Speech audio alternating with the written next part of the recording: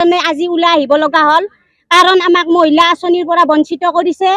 মহিলা আঁচনিত আমি সকলো যিখিনি আমাৰ অসমৰ মুখ্যমন্ত্ৰী মামাই আমাক যিখিনি কাম কৰিবলৈ দিছে আমি সেইখিনি কাম সকলো সুচাৰুৰূপে কৰিছো। আমাৰ অফিচিয়েলি যিখন লিষ্ট আহিছে তাতে আমাৰ সকলোৰে নামবিলাক আহিছে। অকল 4জন সন্তান থকা মহিলাৰ নামখিনি অহা নাই। বাকি আমাৰ যিখিনি 2জন ল'ৰা ছোৱালী আছে সেইখিনি আমাৰ নাম আহিছে। তাৰ পিছত আমাৰ সেই লিষ্টখন ট্ৰেইনিঙৰ আগত বোৰ্ড কমিটি বলে নিছে। আমি ভটিমা বাইদেউৰ ওচৰত গৈছিলো। ভটিমা বাইদেউ কৈছে আমাৰ জীৱিক পশু সখী ভটিমা বাইদেউ তেখেতৰ ওচৰত আমি গৈছিলো।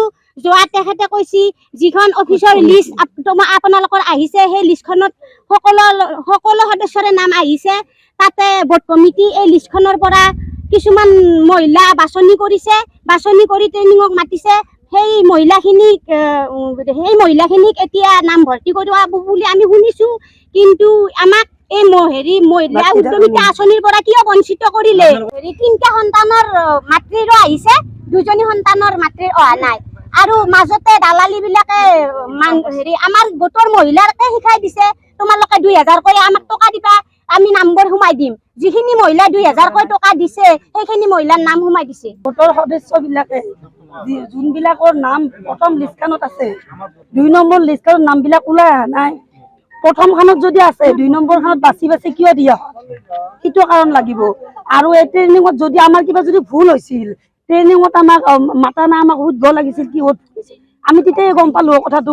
আমাক কৈছে আমি যদি বাইদেউ সখী বাইদেউ সুধো বোলে বাইদেউ আমাক ট্ৰেইনিঙত কেতিয়া মাতিব কৈছে বোলে আচ্ছা আমি কৈ দিম তোমালোকে তেতিয়া আহি যাবা। তেতিয়া আমি ৰৈয়ে আছো। ইফালে যে শুনো বাকী ট্ৰেইনিং গোটাই হৈয়ে গ'ল। আমি ৰৈ থাকিলো সেইটো আশাত আমাক আশা দি ধৰি দিছিল।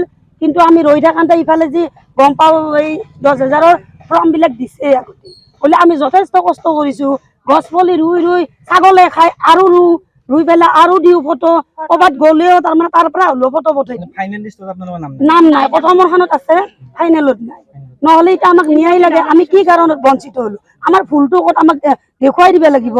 তেতিয়াহে মানি ল'ম আমি। আৰু মাজত দালালবিলাক সোমাই পেলাই যে এনেকুৱা কৰি আছে বাকী গাঁৱত যে দালাল নাই আমাৰ বুৱাগুচি গাঁৱত দালালৰ ইমান উৎপাত কিয়?